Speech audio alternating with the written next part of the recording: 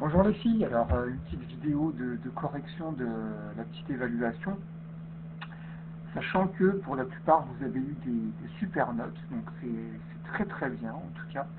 Donc pour l'exercice numéro 1, alors je vous ai mis le petit barème à côté, il était sur 5 points, 0,5 points par réponse.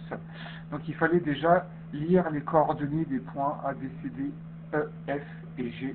Donc là, pour la plupart, c'était plutôt bien réussi. Alors il y avait des petits décalages, mais c'était plus par rapport au visionnage en regardant bien son papier millimétré. Donc le point A, on avait pour coordonnées 1, 2. On repère bien l'axe des abscisses, et je vous rappelle l'axe des ordonnées qui part en haut, sur lequel on va avoir les Y. L'axe des abscisses, c'est là où on a le X de représenté. Donc on commence par l'abscisse et ensuite par l'ordonnée, le A étant avant le O dans l'alphabet. Pour le point B, c'était 3 moins 2, le point C, moins 2, 0 de coordonnées. Ensuite, le point D, on avait moins 4 et 1,4. Donc là, il fallait bien faire attention. Moins 4 et 1,4 ici pour leur donner. Le point E, 0, moins 1,5. F, moins 3, moins 2,3. Et le point G, 2,8 et 0,3 pour son ordonnée. Ensuite, il fallait placer sur le repère les différents points H, I et J. Donc H se situait ici, coordonnées 1, moins 2.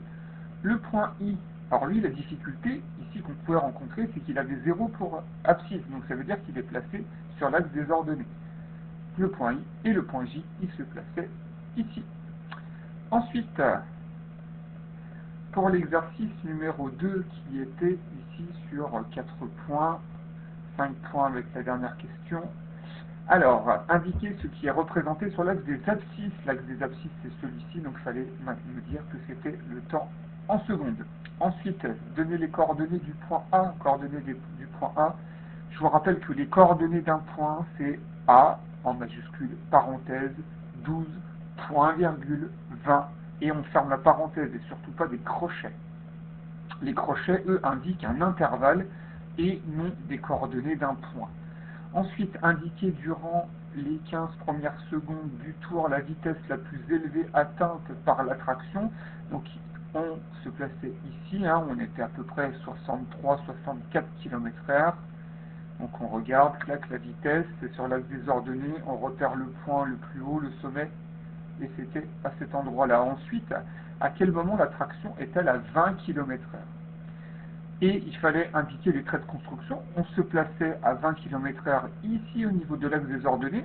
Il y en a qui ont tracé en fait une droite, très bien. On regardait à quel endroit ça venait croiser notre courbe. Donc on avait ici, clac, à 1 seconde. On vient reporter sur l'axe des abscisses. Et à cet endroit-là, on était à 12 secondes. Ensuite, quelle est la vitesse atteinte au bout de la 10e seconde? Donc au bout de la 10e seconde, je me place ici, clac, je viens jusqu'à ma courbe et je reporte la valeur sur l'axe des ordonnées. Alors là voilà, j'ai pas été regardant, on trouvait normalement 36, il y en a qui m'ont indiqué 34, pas de souci, j'ai quand même validé la réponse, parce que le raisonnement était compris en tout cas. Ensuite, pour la page suivante, alors, on a ici des points caractéristiques pour entre la tension et l'intensité d'une pile. On avait ici sur l'axe des abscisses l'intensité qui est représentée, grand I en majuscule. Ici U majuscule qui représente la tension électrique. Donc on représente ici la tension en fonction de l'intensité. Il fallait placer des points. Là tout le monde a eu bon. En fait on voyait que on obtenait, si on reliait tout, les points par un segment, on obtenait une droite. Alors,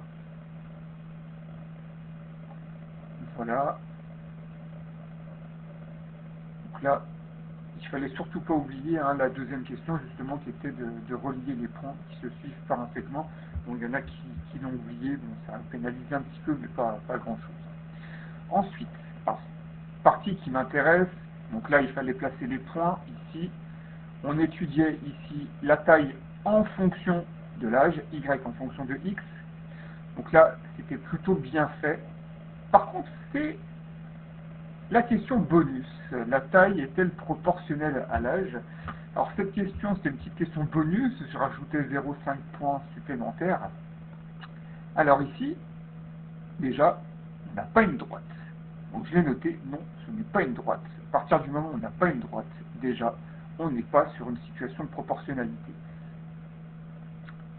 Ensuite, vous pouvez justifier de cette manière-là. Ensuite, est-ce que là, ici, on a l'origine du repère? Non, on n'a pas l'origine du repère. Donc on ne peut pas savoir si en plus, imaginez qu'on a une droite, on ne sait pas si cette droite, elle allait passer par l'origine du repère. Alors, autre façon de justifier, il y en a qui l'ont très très bien justifié, il y en a qui ont pris en fait, par exemple, ces deux colonnes, et ils ont testé. Ils ont fait par exemple 8 fois 1,2 divisé par 1,12 et ils essayaient de voir si on retombait sur 9. Et non, ce n'était pas le cas. Il y en a beaucoup qui sont partis voilà, de 6 fois 1 divisé par 0,9 et on ne retombait pas sur 7. Donc ça montre bien qu'on n'est pas sur un tableau de proportionnalité, donc on ne peut pas avoir une situation de proportionnalité ici. Donc la taille n'est pas proportionnelle à l'âge. Allez, à très vite.